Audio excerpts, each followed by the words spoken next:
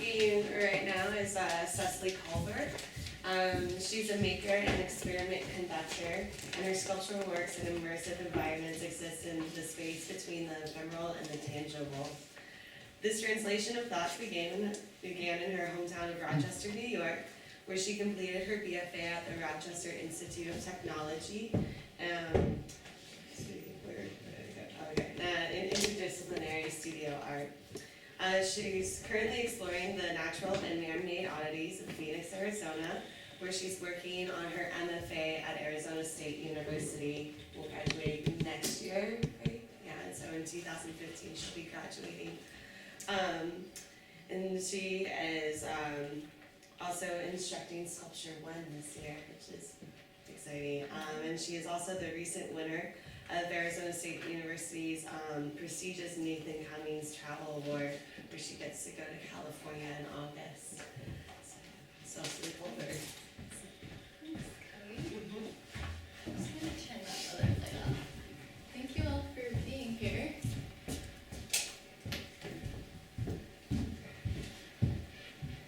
So I'll be presenting on the concept of the index, its role in memory, and how casting processes are inherently indexical, and therefore objects produced this way may be imbued with a kind of meaning, significance, and remembrance stemming from this type of sign. This presentation was very much inspired by Lisa Saltzman's Making Memory Matter, Strategies of Remembrance in Contemporary Art, as well as Rosalind Krause's notes on the index. Cast images have a particular quality and significance that stems from the notion of the index. This quality makes these objects particularly appropriate for use in recalling and remembering. So what is the index or the indexical? The index can mean many things, linguistically, socially, art historically, but I'm using the word the way that Charles Sanders Peirce, who is an American philosopher in the early 1900s, defined it with his 3 sign types, which include the icon, the symbol, and the index. So the index is a sign that is linked to its object by an actual connection or real relation.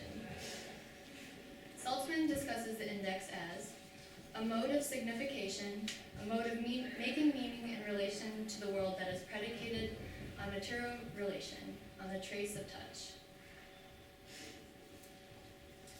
Rosalind Krause writes, indexes establish their meaning along the axis of a physical relationship to the reference. So how is the index used, and where do we see it? After looking at what this word means and how this type of sign creates meaning, we can see that it occurs everywhere in everyday life. For example, the ring on the table left by your coffee mug, or in the stains, fades, and tears in a favorite pair of work jeans. We can instantly gather the meaning of marks like these, tire treads in sand. We understand possibly what type of vehicle has crossed this path, maybe how recent it was, maybe how aggressively they drove. We can see the trace of frequent touch on Henry Moore's large 2 forms outside of the Art Gallery of Ontario. It's obvious the amount of action this sculpture sees because of the patina being worn away to reveal the weld lines underneath the patina. And we gather this without actually having to see anyone sitting on the sculpture, and we just kind of acquire this, this meaning from this sign. The index is a physical trace of the past on an object that it can allow one to infer information about the past. As a material object exists through time and space, it gathers physical remnants of its experiences on its surface and in its makeup. Like in this favorite childhood object, where playing, loving, and petting have left this bear hairless in certain areas. This indexical quality, that physical trace of the past, can and does evoke remembrance. For these reasons, the index plays a big role in the study of material culture for archaeologists and anthropologists, as well as the study of memory and how remembrance actually happens. Memory and Material Culture, written by Andrew Jones in 2007, is a great text that examines the way the index, material culture, and people create a dialogue that is the intangible concept of memory. So this little section is from Artifacts as Indices of the Past. Just gonna read it. If we treat objects as indices of past action, then we come to realize that objects do not so much preserve distinct memories and fidelity, rather they evoke remembrance. Material culture therefore actively precipitates remembrance. By conceptualizing objects as indices of past events, we can begin to see how objects act as means of underpinning the phenomenal world for people. They provide one means by which people are able to re-experience past activities. We can conceptualize remembrance as a dialogic encounter between the experiencing person and the artifact. Remembrance is not a process internal to the human mind, rather, it is a process that occurs in the body, as a bodily encounter between people and things. As people do not remember in isolation, nor do objects. As material indices, objects have the capacity to elicit remembrance. Remembrance is a process distributed between people and objects, and the process of evocation indexed by objects allows people to remember.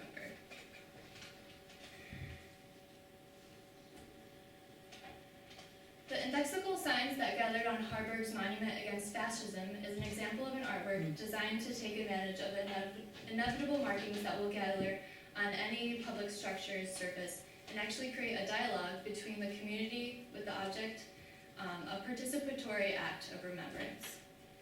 Goethe's monument against fascism in Hamburg, Germany, created in 1986, encouraged a dialogue between visitors and the object that allowed for an active bodily encounter with memory. By providing a stylus to inscribe into the soft lead-coated aluminum structure at each stage of its sinking, indexical signs of the counter-monument's experience within that community became blatant, literally written on its surface. James E. Young in The Texture of Memory quotes, "The filth brings us closer to the truth than would any list of well-meaning signatures. The inscriptions, a conglomerate of approval, hatred, anger, and stupidity, are like a fingerprint of our city applied to the column." And this is just the stages of the monument sinking, and now it's fully sunk into the ground. So the index and casting. As we can see, the index is a key component in memory.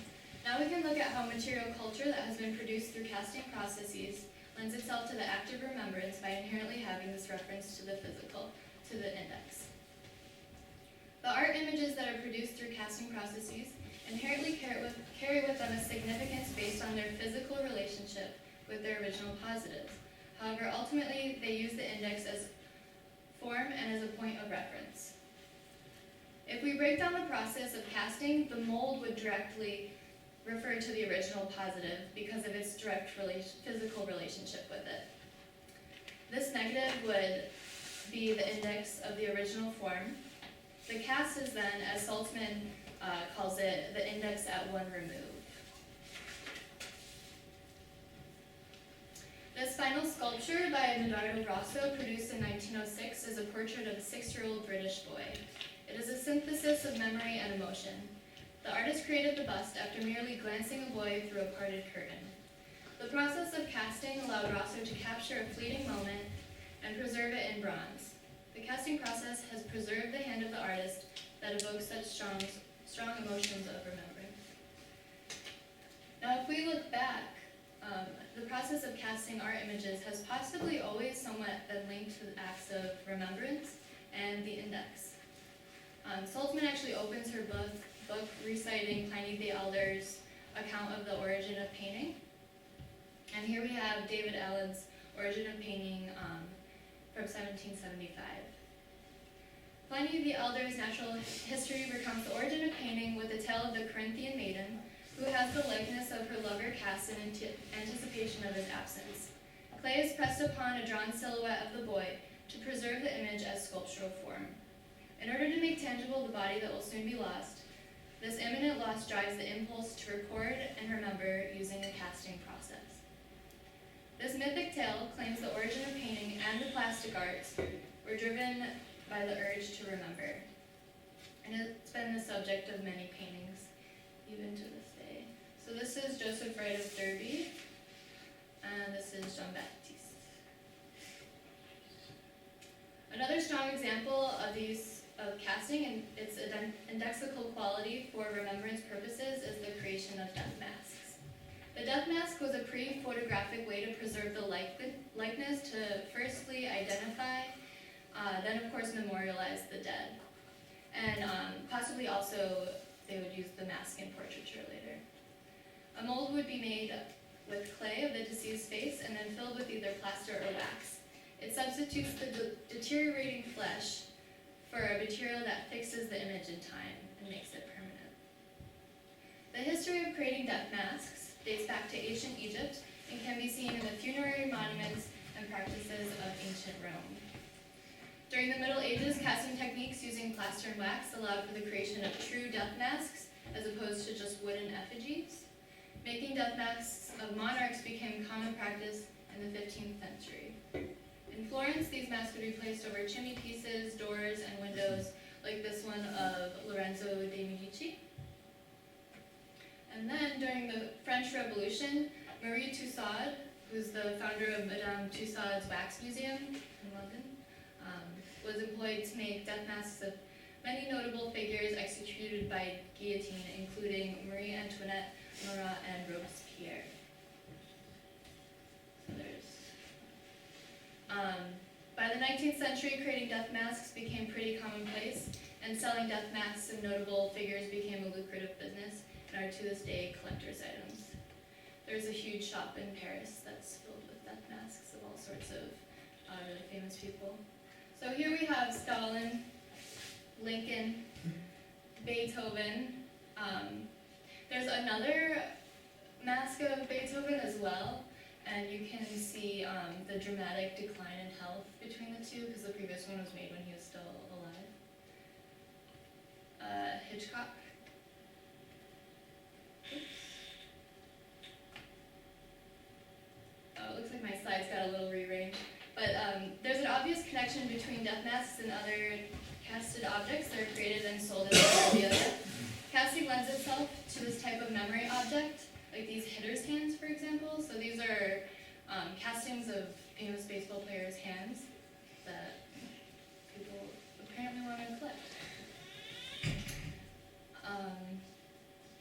Saltzman compares death masks to the process of contemporary artist Rachel Whiteread.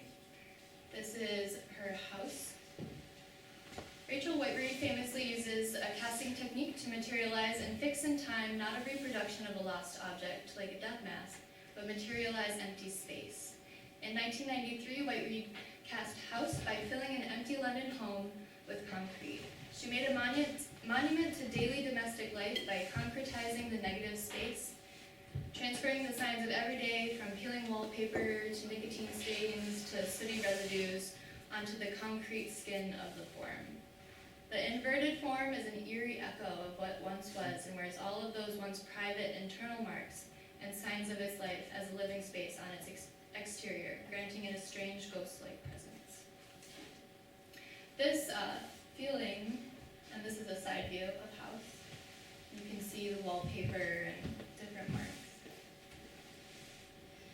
So the presence of her work made her an obvious choice in a unanimous selection by a jury for a memorial for the Austrian victims of the Holocaust created in 2000.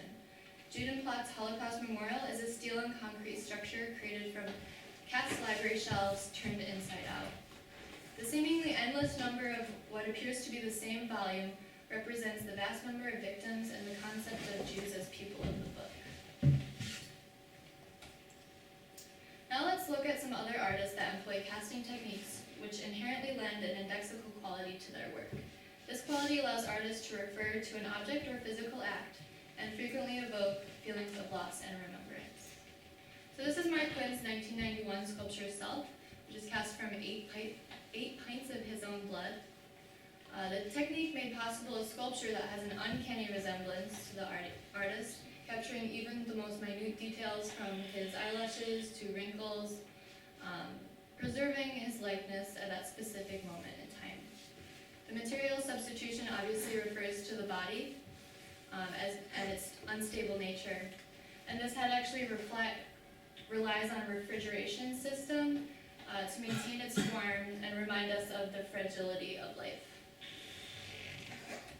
Much of Mark Quinn's work uses mold-making techniques to capture and manipulate the human form. Working with the negative and positive forms that are produced during these processes, he explores themes of identity and mortality. This is called No Visible Means of Escape. And this is You Take My Breath Away in 1992 out of latex rubber is the material.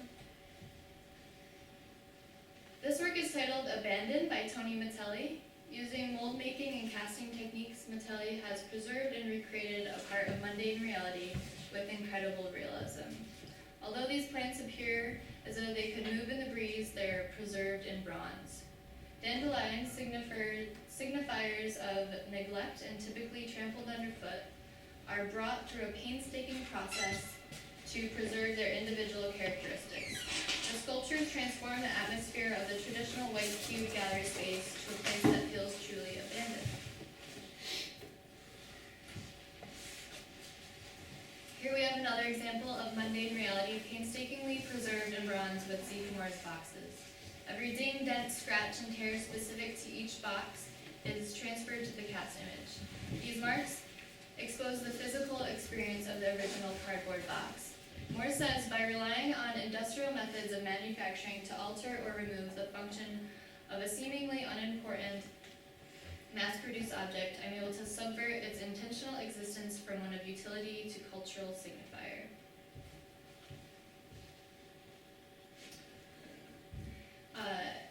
In Rosalind Krauss's notes on the index, she discusses the index in relation to Duchamp's ready-mades and the nature of photography, discussing the linguistic meaning of the index as well as its function that extends beyond language. She points out a common denominator in the process of both art object that applies to these cast works as well.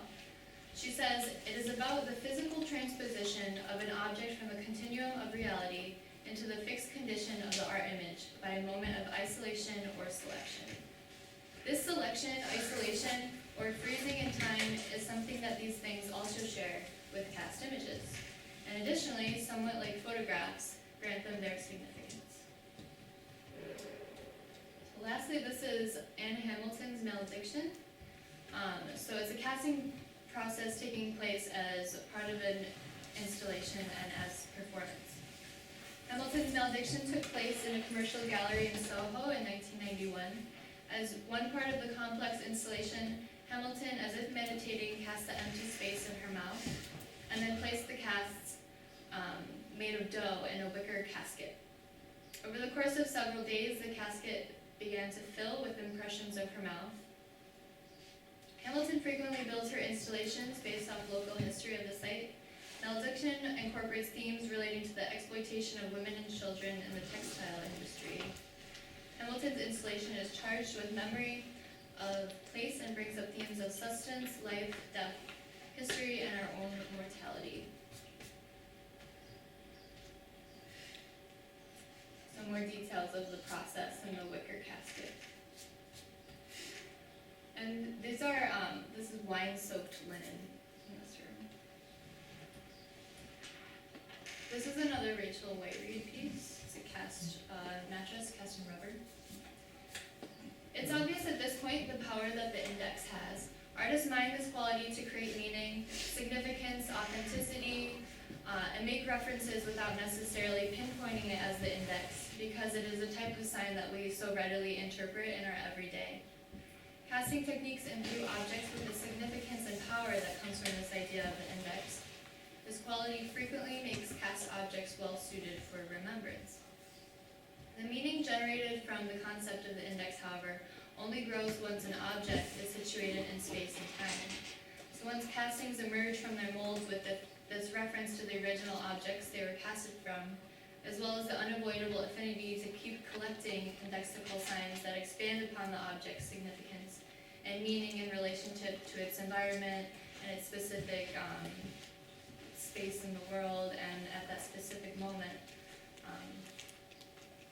For example, statues of leaders have famously collected signs and markings based upon the changing political situations surrounding them. The marks and damage left by iconoclasm are frequently repaired if possible. The statue of Lenin that was in front of a train station in St. Petersburg hit with explosives in 2009. The TNT blew a hole in the back of the statue. It, however, has recently been repaired.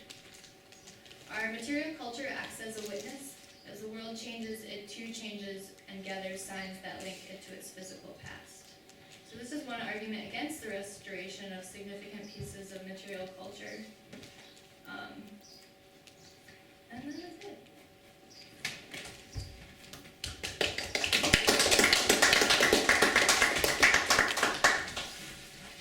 So how long was that hole in his butt? You know, I'm not sure.